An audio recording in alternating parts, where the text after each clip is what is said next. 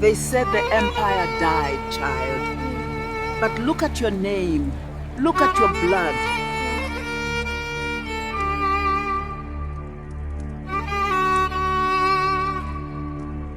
Where is Mansa Musa's family now?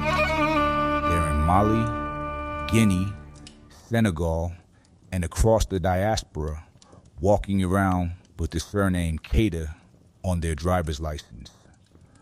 Mansa Musa died around 1337 after building the richest empire on earth.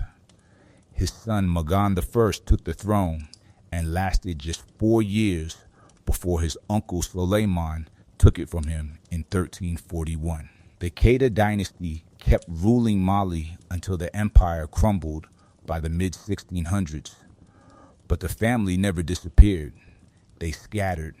They survived. And one of them, Modibo Keita, became the first president of independent Mali in 1960. So before you ask if his line vanished into legend, understand this: the richest man in human history has grandchildren's grandchildren shopping at markets in Bamako right now. Let me show you how we got from a gold throne to a grocery list. Start with the man himself so the rest makes sense. Mansa Musa was born around 1280, took the throne about 1312, and in 1324 made the pilgrimage to Mecca that broke the gold market in Cairo for a decade. He ruled an empire that stretched across modern Mali, Senegal, Gambia, Guinea, Niger, Burkina Faso, and parts of Mauritania.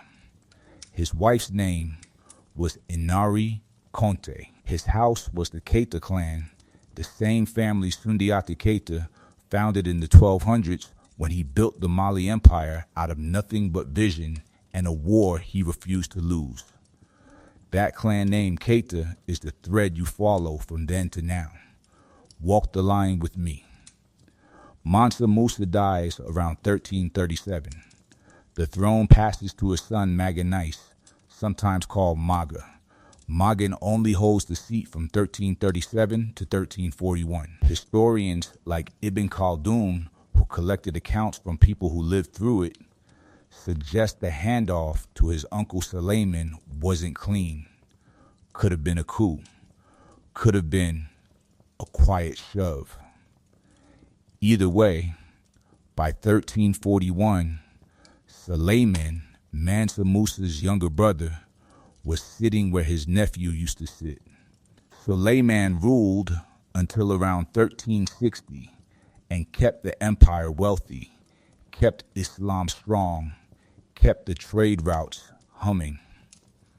After him, the family stayed on the throne, but the brothers and cousins started fighting each other for it. Here's where the story gets the heartbreak chapter. Civil wars cracked the empire from the inside. Tuareg raiders hit Timbuktu. The Songhai kingdom rose up under Sunni Ali around 1464 and started eating Mali's territory.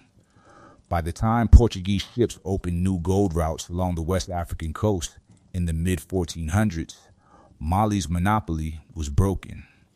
The empire kept shrinking until by 1645, the Mali Empire was officially done. But the Keita family, still there. Smaller territory, smaller titles, same blood. Here's the part nobody tells you at the bus stop.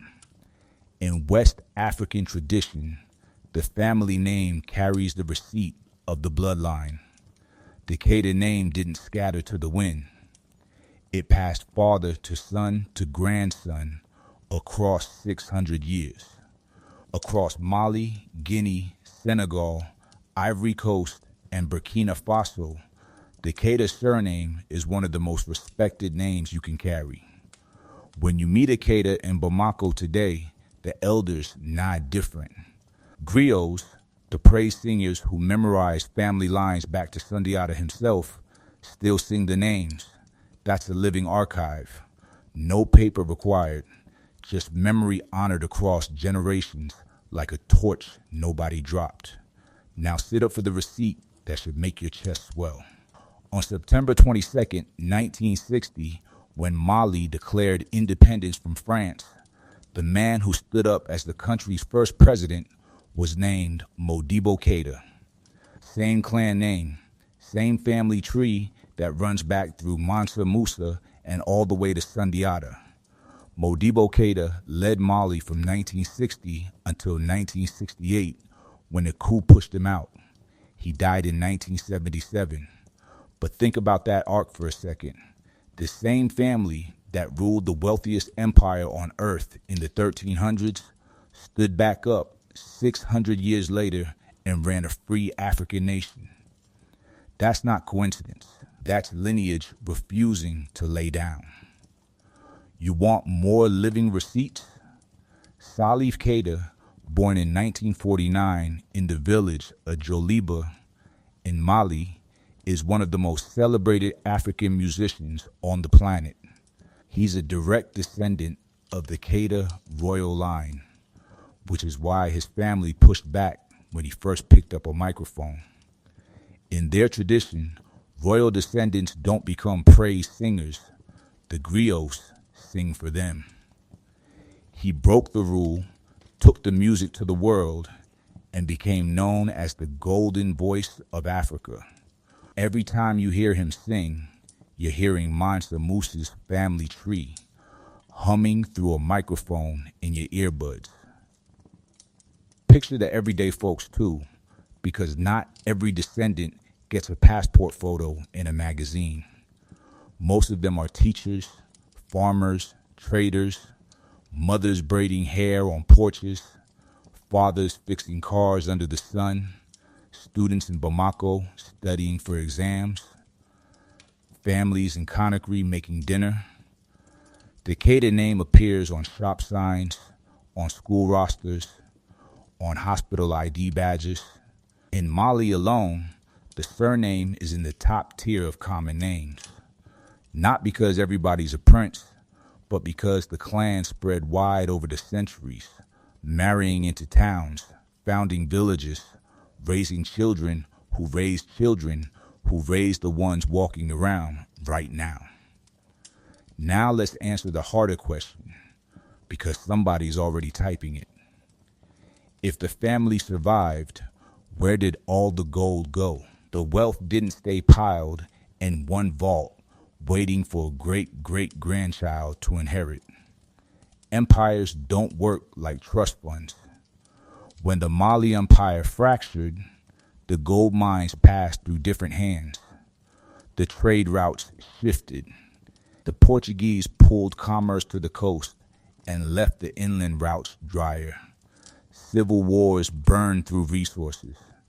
By the time the empire fully collapsed in 1645, the riches were scattered across centuries of rulers, raiders, traders, and time itself. The descendants kept the name and the heritage. The treasure went into the wind that built other empires. Here's where the raid starts cooking, because Europe wrote the next chapter with a pen we didn't pick up. France colonized Mali in the late 1800s and called the whole region French Sudan. The land that birthed the wealthiest man in history got renamed and rezoned by people who couldn't pronounce Mansa Musa's name without a guide. From 1892 until 1960, France ran the show. They extracted resources, drew borders, taxed the descendants of emperors, and taught school children that civilization started in Paris. 68 years of that programming will scramble a country's memory of itself. Yet the Keita name held on. The griots kept singing. The elders kept teaching. And when independence came in 1960, a Keita stood at the podium. Let me sketch you a scene, because facts hit harder when you can feel them. A grandmother in a village outside Bamako sits her grandson down on a low stool. She tells him their family name is older than the country he lives in.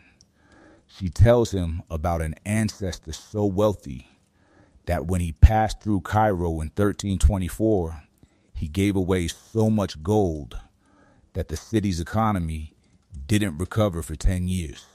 The boy's eyes get wide. She tells him their name carried emperors, that it survived French rule, that it sits on the passports of presidents and the album covers of singers. She tells him to walk straight, speak clean, and never let anybody tell him his people came from nothing. That conversation happens in real living rooms today. That's where Mansa Musa's family lives, in stories passed down like heirlooms wrapped in cloth. Diaspora time, because the family didn't stay inside one border. Through centuries of trade, migration, and yes, the transatlantic slave trade, Mandi peoples, including Keita descendants, ended up in the Americas. Geneticists who study West African ancestry in Black Americans, Caribbeans, and Afro-Latinos find Mande markers showing up in family trees from Brazil to South Carolina. Some of you watching right now might be carrying that bloodline without ever knowing the name on your great-great-grandmother's side. If you're not Tess, mention Mali, Senegal, or Guinea, pay attention. That's not a coincidence. That's family. The empire scattered its children across oceans, and the children kept breathing. This is where the lesson sharpens. The world wants you to believe that great black wealth is a one-time accident, a story that started and ended with one man on a camel in 1324. The truth says different. The truth says the Keita family built it, kept it, lost most of it to circumstance and conquest, and still kept the name standing through 6 centuries of pressure that would have erased weaker lines. That's legacy that refuses to fold. That's a bloodline that took everything the world threw at it and kept printing children who knew their own name. Let's get specific about what survived, because vague pride doesn't feed the soul. The Sundiata epic, the founding story of the Mali Empire, is still recited by griots in Mali today. It was added to the UNESCO list of intangible cultural heritage in 2009. The Constitution Sundiata wrote, sometimes called the Kurukan Fuga or the Mandan Charter from around 1236, included articles protecting women, banning the mistreatment of strangers, and demanding help for those in need. That document predates the Magna Carta spirit on human rights by some readings. The descendants of Mansa Musa carry that charter in their bones, whether they've read the English translation or not. Now the harder honesty. Not every Keita today knows the depth of the lineage. Colonialism did its work. French schools taught French history.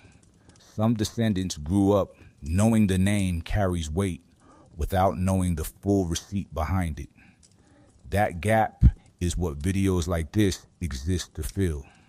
When a young Keita in Dakar watches a documentary about Mansa Musa, something in him sits up.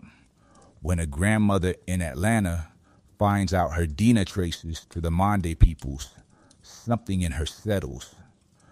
Reconnection isn't reinvention, it's memory walking back home. Here's the kicker for the people who think this is just ancient history. The lessons that built the richest empire on earth still apply. Trade routes mattered then, supply chains matter now. Education centers like Timbuktu's Sankore University drew scholars from across the world. The descendants who build schools and businesses today carry that same instinct. Religious tolerance under Mansa Musa let traders of different faiths do business safely. The families today who keep doors open to neighbors of different backgrounds are running the same playbook. The empire is gone, The wisdom that built it is still in the family. Bring it all the way home. Mansa Musa's family is not a museum exhibit. They're alive. They're named Keita. They're in Mali farming, in Guinea teaching, in Senegal trading, in Paris studying, in Brooklyn raising kids, in Atlanta running businesses, in Lagos building tech companies. Some of them know the full lineage by heart. Some of them are still learning. Every single one of them carries a name that outlasted the gold that made it famous. That's the part nobody can steal. They took the wealth, they took the borders, they took the credit on the textbook covers. They never got the name. The name is still walking. So when somebody asks where Mansa Musa's family is now, give them the long answer with both hands. They're right where they've always been, on the soil that birthed the empire, in the diaspora that carries the blood, and in every black family whose grandmother said, walk like you come from somewhere because she knew you did. Tell them the Keita clan still stands. Tell them Modibo Keita ran a country. Tell them Salif Keita sings for the world. Tell them the griots still recite the lineage and voices that carry across centuries. And then ask the room one thing and mean it. Drop a comment with your last name and where your people came from. If you know a Keita, tag them. If your Dina traced back to Mali or Senegal or Guinea, say it loud. If you grew up hearing your grandmother say walk like you come from somewhere, type that line right here. Let's do a roll call for the family that the world tried to file under legend and the bloodline that refused to read the file. But don't stop at the surname. The deeper receipt is the culture that survived with it. Walk through a village in southern Mali and listen carefully. The drums still speak patterns older than most countries.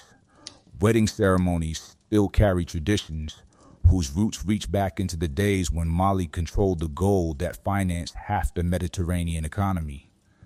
Elders still settle disputes beneath shade trees. Families still trace ancestry through stories remembered longer than some governments have existed. The empire shrank. The culture refused to.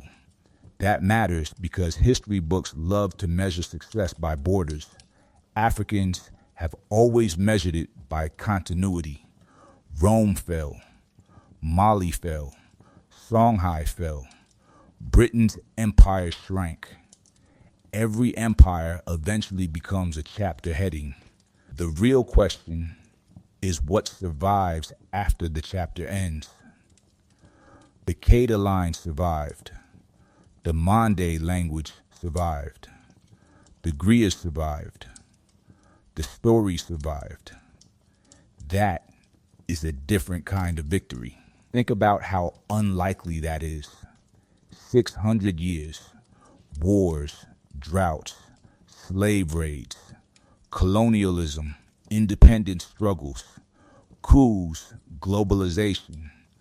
The pressure of the modern world grinding against ancient memory every single day. Most families struggle to remember the names of great-grandparents. The Keita line can still point back to founders who lived in the 13th century. That isn't normal. That's extraordinary. Now picture Timbuktu for a moment. Not the joke people make today when they mean somewhere far away. The real Timbuktu. The city Mansa Musa helped transform into one of the intellectual capitals of the world. At its height, scholars traveled thousands of miles to study there. Libraries held manuscripts on astronomy, mathematics, law, medicine, trade, and religion. Students crossed deserts for the chance to learn from teachers whose names are barely mentioned in modern textbooks. Some of those manuscripts still exist, thousands of them. Families protected them for centuries, hiding them from invaders, moving them in secret when danger approached, treating knowledge like treasure, because they understood something the modern world sometimes forgets. Gold can be stolen. Knowledge can be preserved. The descendants inherited both lessons. That's why you see Keitas becoming professors, engineers, doctors, musicians, business owners, ministers, and public servants. The family legacy was never just money. Money made Mansa Musa famous. Education made the empire possible in the first place. The same pattern appears again and again across West Africa. Families invest in schooling because they remember, even if only unconsciously, that literacy, trade, diplomacy, and learning built the greatness their ancestors once enjoyed. People talk about inheritance and immediately think about bank accounts. But inheritance can also be a worldview, a standard, an expectation. A grandmother telling a child, our people built things. A father telling his daughter, learn everything they teach you. A community reminding itself that greatness existed before colonization and can exist again afterward. Those things compound across generations just like wealth does, maybe more. And here's another piece most people miss. Mansa Musa became famous because of one journey. The pilgrimage to Mecca in 1324 turned him into a legend. European mapmakers drew him holding a golden nugget. Arab chroniclers wrote about him. Historians still talk about him 700 years later. But his descendants had to live real lives. They had to survive droughts, raise children, plant crops, pay bills, adapt to changing times. The glory belongs to history. The responsibility belongs to the living. That might actually be harder. Anybody can admire an emperor. It takes work to carry his name through centuries and still show up every morning to do ordinary things well.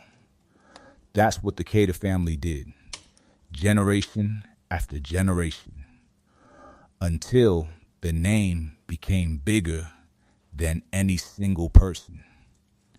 And maybe that's the final lesson hiding inside this story. Mansa Musa's greatest achievement wasn't becoming the richest man who ever lived. It was building a legacy strong enough to outlive the wealth itself. The gold disappeared. The mines changed hands. The trade routes shifted. The empire collapsed. The palaces turned to dust. But the people remain. 700 years later, children are still being born into the family. The name is still spoken. The stories are still told. The lineage is still remembered. And in a world where most fortunes vanish within 3 generations, that may be the most impressive accomplishment of all. Because wealth can make a man famous. Only legacy can make him impossible to erase. So when somebody asks where Mansa Musa's family is today, don't just point them toward Mali on a map. Point them toward every classroom where a Keita child is studying, every market where a Keita merchant is trading, every stage where a Keita musician is performing, every family gathering where an elder is telling the old stories, every place where memory is still alive. That's where the family is. That's where the empire still breathes. Not in a vault, not in a museum, not in a history book.